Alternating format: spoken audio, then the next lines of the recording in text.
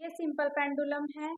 आज हम simple pendulum का टाइम पीरियड कैलकुलेट करके जी की वैल्यू निकाल लेंगे। और जी का मतलब होता है एक्सीलरेशन ड्यू टू ग्रेविटी। ये क्लैंप स्टैंड है, ये क्लैंप है और ये स्टैंड है। ये कॉर्क है, ये बोब है। अगर हम बोब को ऐसे ही गांठ लगाकर बांध देंगे तो दोनों तरफ ऑसिलेशन बराबर नहीं आएगा, और अगर हम कॉर्क की हेल्प से बांधेंगे तो दोनों तरफ ऑसिलेशन बराबर आएगा। ये स्टॉप वॉच है। इसका यूज टाइम पीरियड को कैलकुलेट करने के लिए किया जाता है। इसमें दो नीडल होते हैं, बड़े वाले छोटे वाले। बड़े वाले का यूज सेकंड के लिए किया जाता है और छोटे वाले का मिनट के लिए किया जाता है। इसमें दो क्लिप होते हैं, एक ऑन ऑफ करने के लिए होता है, एक वापस जीरो पर लाने के लिए होता है। ऑन नीचे करेंगे तो ऑन हो जाएगा और ऊपर करेंगे तो ऑफ हो जाएगा। इसको हम ऐसे करेंगे तो जीरो पर आ जाएगा। जैसा कि आप देख रहे हैं इसमें 5, 10, 50 ऐसे डिवीजन है। इसके अंदर 10 डिवीजन होते हैं। जो हम 5/10 करते हैं तो इसका लिस्ट काउंट निकल के आता है, जो 0.5 होता है, यानी हाफ सेकेंड। लीस्ट काउंट का मतलब है कम से कम ये कितना समय हमें आप मेजर कर सकते हैं, half second. Time period calculate करने का फॉर्मूला होता है, जैसे कि आप इसमें देख सकते हैं कि T = 2π/L/।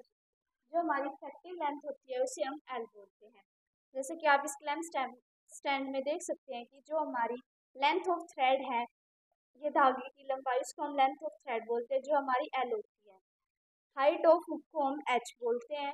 Radius of Bob को हम आर बोलते हैं। लेंथ ऑफ थ्रेड को कैलकुलेट करने के लिए हमें जो हमारी कॉर्क से लेके हुक तक ये बंधी हुई है, इसको हम स्केल के द्वारा कैलकुलेट कर सकते हैं। और जो हमारी हाइट ऑफ हुक है, इसको हम वर्नियर कैलिपर्स की हेल्प से कैलकुलेट कर सकते हैं। और रेडियस ऑफ बोब को भी हम वर्नियर कैलिपर्स की हेल्प से कैलकुलेट कर सकते हैं। जो हमारी इफेक्टिव लेंथ आएगी वो आएगी L+H+R। अब मैं आपको रीडिंग लेना सिखाऊंगी। रीडिंग लेने के लिए सबसे पहले आपको टेबल पर बड़ा सा प्लस का निशान बनाना है। क्लैंप स्टैंड को आपको इस तरह से रखना है कि बॉब प्लस के सेंटर में रहे। बॉब ऑसिलेट करते समय आपको ध्यान रखना है कि बॉब स्ट्रेट लाइन पर ही रहे, बॉब इधर उधर ना जाए। अगर बॉब इधर उधर होगी तो हमारा टाइम पीरियड गलत निकलेगा। अब मैं आपको बॉब ऑसिलेशन करना सिखाऊंगी। बॉब ऑसिलेशन करते समय आपको बॉब को मीन पोजीशन से एक्सट्रीम पोजीशन पर लाकर दोबारा एक्सट्रीम पोजीशन पर छोड़ना है, तो हमारा 1 ऑसिलेशन पूरा होगा। जैसा कि आप फिगर में देख सकते हैं, एक्सट्रीम पोजीशन से बॉब गई, दोबारा दूसरी एक्सट्रीम पोजीशन, फिर वापस जब उसी पर आई एक्सट्रीम पोजीशन, तो इससे हमारा 1 ऑसिलेशन कंप्लीट।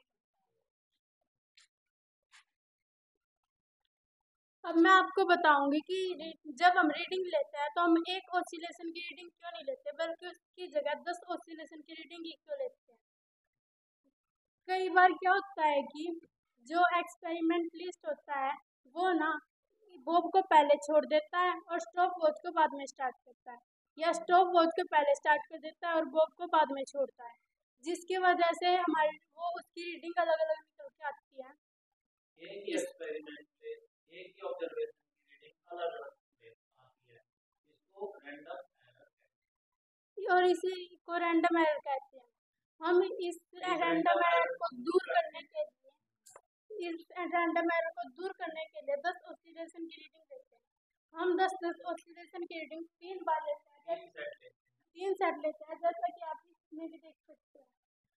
हम 3 सेट लेंगे, 10 ऑसिलेशन की रीडिंग लें और उसकी मीन वैल्यू निकालेंगे।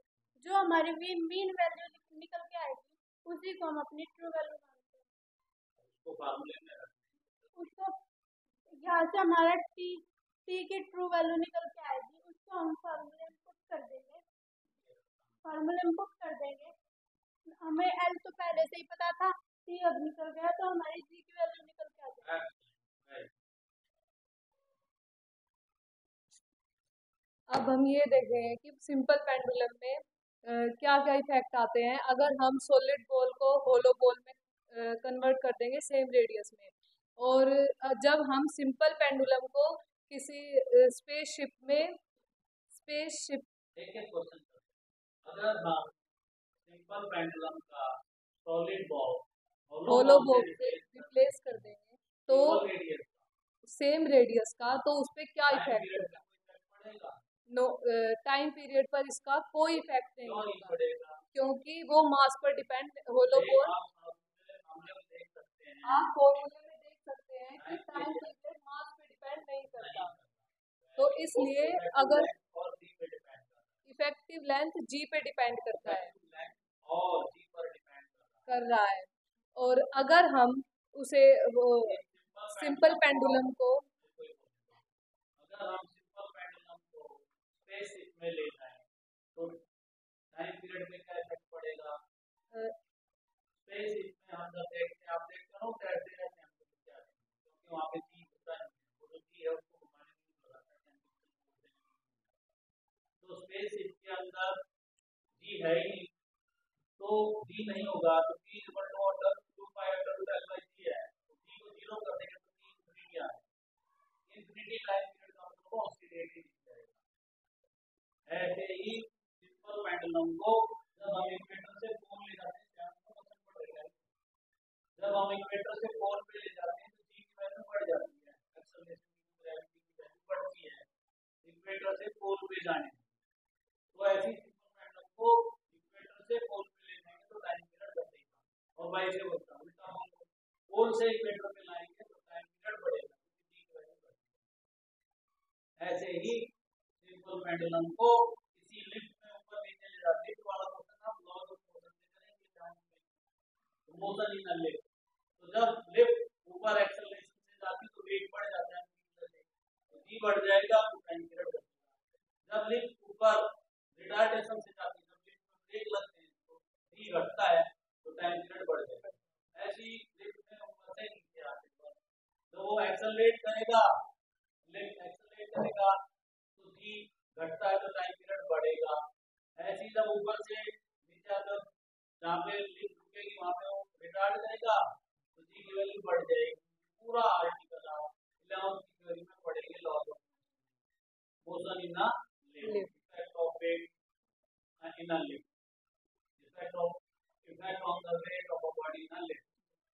तो ये बायोलॉजिकल क्वेश्चन आपसे पूछे जा सकते हैं, ठीक है। अगर रेडियस आपको और घुमा दे कि भाई वुडन बॉब, ये मैंने मेटल बॉब की बजाय जो आपने मेटल बॉब लिया है, इसके बजाय अगर सेम रेडियस का वुडन बॉब ले लें तो क्या इफेक्ट पड़ेगा? तो भी कोई इफेक्ट नहीं पड़ेगा क्योंकि मास पे depend, T equal to pi L by G. हाँ, सराउंडिंग मीडियम अगर हम चेंज करते हैं तो वहाँ पे बायोप्सी के कारण टाइम पीरियड से इफेक्ट पड़ेगा, ये तुम सिंपल हार्मोनिक तो टाइम पीरियड से रिलेटेड वाइवा वर्गा क्वेश्चन आपसे पूछ सकते हैं, ज़्यादातर